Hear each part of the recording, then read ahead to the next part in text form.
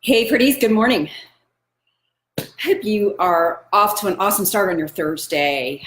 I have had a very productive week. I'm super proud of myself. I'm going to pat myself on the back today. I did a lot of writing yesterday, probably around, I want to say like 3 hours of writing nonstop. And I'm not sure why, but like when I'm doing mental stuff like that, I feel so much more exhausted than when I do physical stuff. Um, but I got to hand it to writers because that stuff is not easy. um, and I wasn't even working on a book or anything. I worked on a blog post that is coming up next Monday and on my secret email, which I'll tell you a little more about both of those. So next Monday's blog post is a reader survey results post, which I love these posts, and you guys always do too. So we did a reader survey about a month ago and boiled down all the results from all the stuff that you guys told us about who you are, what you like, what you want to see more of on GYPO, what you want to see less of on GYPO, all kinds of good stuff, what your struggles are, like what you want to learn more about, all of this great information. So we boiled all of this down, and it's going to be in a blog post on Get Your Pretty on Monday. So keep an eye out for that because I think you guys are going to like it. And I'm going to talk about some upcoming stuff, some changes, nothing massively huge, but a few things that we're going to be taking your feedback and incorporating into the blog and into our social media and some other things. So I'm excited about that. But I also wrote my secret email for October. So if you're already on my newsletter list and you know about the secret email, this is something that I started doing last month that I do once a month. And it's a way, like, I mean, social media is great and all, but I'm old fashioned and I still like connecting on email sometimes. So it's kind of more of a personal update that I send out once a month. Some months it's going to be fun and lighthearted. Some months we're going to do deeper dives into some more serious discussions and topics. This month is one of those. And so I hope that if you're not on the newsletter list already, that you'll sign up for it. You can go to getyourprettyon.com and sign up for it there. I've included a link if you're on Facebook watching where you can sign up for the newsletter list. But I also talk about some things that, like what I'm listening to, what I'm eating, what I'm wearing, and just some things in general that I'm loving right now. So if you're not on that list yet, you can sign up for that. You'll get the secret email tomorrow morning, and you'll get my newsletter once a week. We just send it every Wednesday, and it has a roll-up of blog posts and all kinds of stuff in there. So you can check that out. Today, I wanted to talk about self-care a little bit more, do kind of a deeper dive into this because for one thing, this is something that you guys do want to hear more about, which is awesome. For another thing, it's something that self-care is different than what we traditionally have been fed by media, influencers, coaches, everybody. Self-care to me looks much different than just getting a monthly massage or taking a bubble bath. Like yesterday, for example, after I did all my writing, Craig and I try to have, since we both work from home, we're kind of disconnected throughout the day. I mean, we see each other in passing, like ships passing throughout the day, but we don't really ever sit down and have good conversations. So one of the things that we've started doing is when we both finish our work days, we head into our front living room, have a cup of coffee, pour a glass of iced tea, sometimes we have a glass of wine, and we sit down in our two chairs and we talk.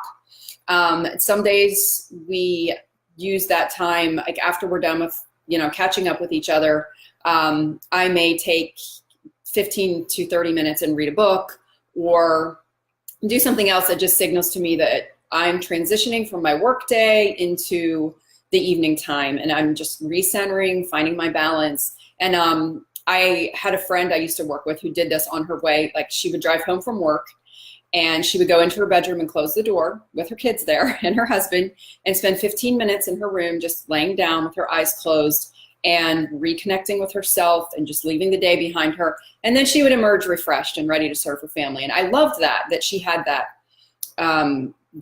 self-care ritual in place. So I kind of view this as the same sort of thing. But yesterday I did something that I normally don't do, and I got on my own social media feeds. I have talked before about my love-hate relationship with social media. I love it for GYPO, for connecting with my community, for setting up our Facebook groups and giving women a space to get to know each other and share their struggles and their support and encouragement and all that good stuff. I think there are so many benefits to it from that standpoint. For me personally, I don't go into my own newsfeed very often, maybe once a day, if that. If I'm on social media, I'm usually on the Get Your Pretty On accounts, not on my personal accounts. And yesterday I decided to log on to my personal account for a few minutes. And it was just such a drain on my energy. I maybe spent 5 to 10 minutes on it, and it just scrolling through my feed and getting, I don't know, Facebook is so divisive these days. And as a highly sensitive person, I have to really protect myself, my energy, and not spend too much time in that stuff. So when I logged off, I was just feeling really just kind of drained emotionally, and it really got to me. So I picked up my book that I've been reading, which is in my secret email tomorrow. So you have to sign up for it if you want to know which one it is. And another devotional book, which I'm reading as well. And that one is also in the secret email. But both of those things were things that helped to fill up my tank. So I don't know that we often think of self-care as things that are filling our tank that may not necessarily look like what we think they should look like, but that's definitely one of them. And if you struggle with social media too, I want you to know something. You have permission to curate your feed. You have permission to hide, block, unfriend, do whatever it takes. There's nothing wrong with that. You don't have to subject yourself to that. I think of it as like television or any other media or content that I'm consuming. If it's not good for me, I have the right to change the channel. And social media can be the same way. Like maybe it's a really good friend of yours that you just feel like it's toxic on social media. There is nothing wrong with protecting your energy or yourself around that. You have every right to do that. So never feel guilty for doing something that's going to protect your mental health, because it's going to, at the end of the day, it just makes you a happier person. So Instagram is sort of my happy place. I have my own Instagram account, my personal Instagram account, and I really curate that feed over there. I want it to be uplifting. I like to follow personal development accounts. I love the cheesy quotes that we see and read, and I'm actually going to share one of those with you today that I saw yesterday that I really loved. But you can make things your happy place. And, you know, I used to have people that would criticize me for that and say, oh, you can't live in this bubble where you know, you just block out all of the negative, and that's not real life, and that's not realistic. And don't take that in. Do not accept that feedback. You have every right to protect yourself and your happiness. So if somebody is saying that to you, then you don't need to engage with it, first off. But you have every right to protect what you consume content-wise. So just know that it's okay. And if they have a problem with it, tell them to come to me, because I gave you permission. But anyway, I wanted to read to you one of the memes that I read yesterday, and I loved this one, or actually it was a quote. It said, your diet is not only what you eat, it's what you watch, what you listen to, what you read, the people you hang around. Be mindful of the things you put into your body emotionally, spiritually, and physically. And I loved that, because we don't really think about that, do we? But it's so true. It is so true.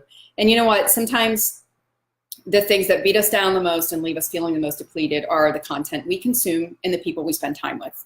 So again, do not feel guilty if there is a friendship that is wearing you down, or a relationship, or even a family member. It's okay to limit your time and your resources, and your energy is super precious, and you need to be spending it on the things that matter most to you. So that is not selfish.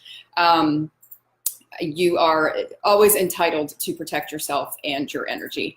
And I wanted to go through an article with you really quickly.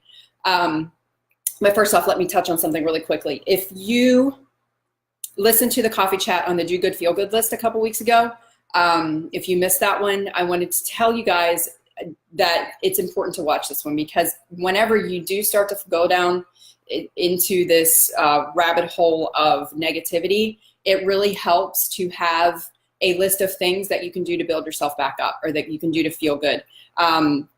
So I really highly encourage you to go back and watch that one. I do have a YouTube channel now, so if you can't find the videos on Facebook, which I've had a lot of people say that they've had difficulty finding them, You can follow me on YouTube. I put a link in the Facebook live today that you can follow me on YouTube. If you don't see the link there, if you're on Instagram, you can search for me on YouTube. It's Alison Lumbatis is my account. And you'll see all the videos there and subscribe, and you'll never miss a video again, because on Instagram Live, they go away.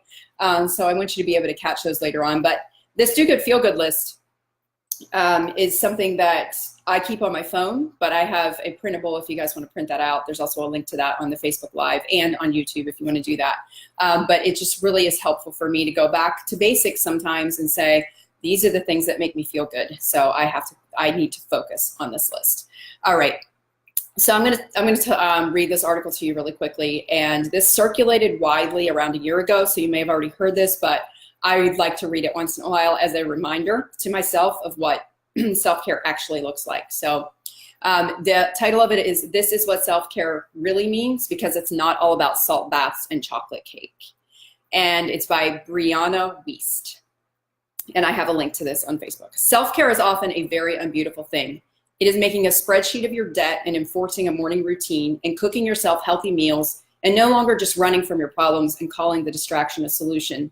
It is often doing the ugliest thing that you have to do, like sweat through another workout, or tell a toxic friend that you don't want to see them anymore, or get a second job so you can have a savings account, or figure out a way to accept yourself so that you're not constantly exhausted from trying to be everything all the time and then needing to take deliberate mandated breaks from living to do basic things like drop some oil into a bath and read a magazine and turn your phone off for the day.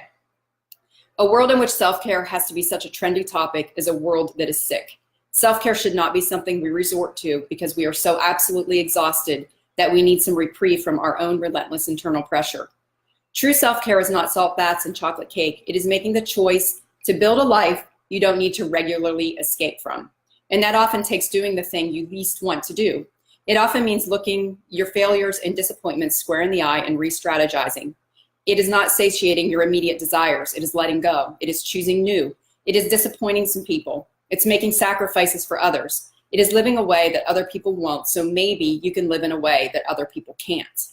It is letting yourself be normal, regular, unexceptional. It's sometimes okay to have a dirty kitchen, and deciding your ultimate goal in life isn't going to be having abs and keeping up with your fake friends. It is deciding how much of your anxiety comes from not actualizing your latent potential and how much comes from the way you were being trained to think before you even knew that was happening. If you find yourself having to regularly indulge in consumer self-care, it's because you are disconnected from actual self-care, which has very little to do with treating yourself and a whole lot to do with parenting yourself and making choices for your long-term wellness.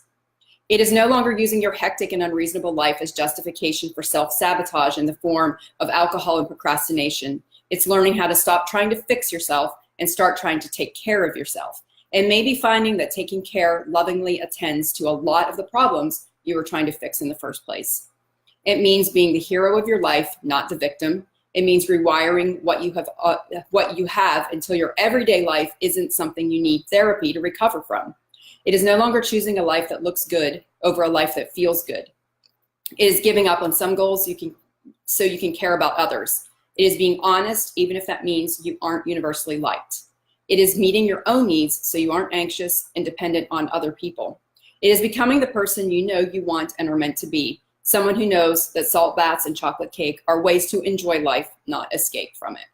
And I couldn't have said it better. I absolutely love that article. Again, I go back and read it from time to time when I need that reminder, because self-care does look much different than what society deems it is. So anyway, I hope you guys gained something from this today, and that you'll take a look at what you're doing to take care of yourself and to feel like a whole person. I really think that happiness starts with self-love, and the more we respect and care for ourselves, the happier we're going to be. So tomorrow, Friday, will be a Q&A coffee chat. So if you have questions, please leave them. I have a few that I am going to be tackling already. I've gotten throughout the week. So thank you guys for submitting those. You can leave them on Facebook. You can send me DMs on Instagram. You can send me emails, however you want to send them in. But I am looking forward to addressing your questions tomorrow and showing you also some new style finds that I got. So I hope you guys have an awesome day, and thank you once again for tuning in. See ya. Bye.